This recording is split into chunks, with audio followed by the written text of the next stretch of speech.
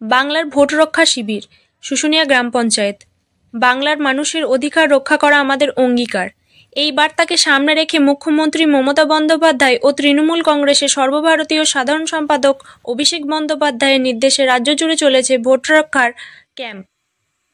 পূর্ব বর্ধমান জেলার মন্তেশ্বর ব্লকের শুশুনিয়া গ্রাম পঞ্চায়েতের সামনে সকাল 10টা থেকে 3টে পর্যন্ত বাংলার ভোট রক্ষা শিবির হচ্ছে 13 দিন ধরে।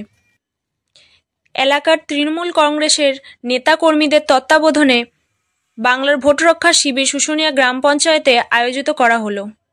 এখন শুশুনিয়া গ্রাম পঞ্চায়েতের প্রধান কি বললেন আমরা শুনব। মন্তেশ্বর থেকে রিপোর্ট করলেন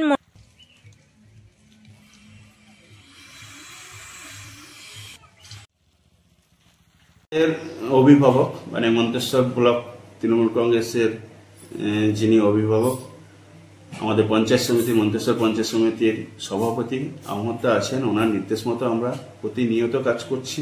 উনি যেভাবে করাচ্ছেন কিভাবে করতে হবে সেইভাবেই আমরা এগিয়ে চলেছি। শুশুনিয়া অঞ্চল ওনার নির্দেশ মতো ভালোভাবেই কাজ করছি। বলতে দেখুন, এসআইআর যেদিন থেকে শুরু হয়েছে মানে 4 তারিখ 14 নভেম্বর থেকে শুরু হয়েছে, সেদিন থেকে এখানে কাজ ভালোভাবেই চলছে, সুস্থভাবেই চলছে। সমস্ত বিএলওরা আছেন, বিএলএরাও তাদের বিএলএ 2 যারা আছে তারা যথেষ্টভাবে হেল্প করছেন। অসুবিধা কিছু নেই আমাদের পঞ্চায়েত এলাকায় কোনো মানুষের। থেকে শুরু হচ্ছে, কটায় শেষ হচ্ছে? আমাদের ক্যাম্প সারাদিনই চলছে, বিভিন্ন জায়গায় ক্যাম্প চলছে, বিভিন্ন বুথে বুথে বিএলএরা কাজ করছে, সারাদিনই কাজ চলছে। পরিচয়? আমার নাম পার্থ ঘোষ, আমি শুশুনিয়া গ্রাম পঞ্চায়েতের প্রধান।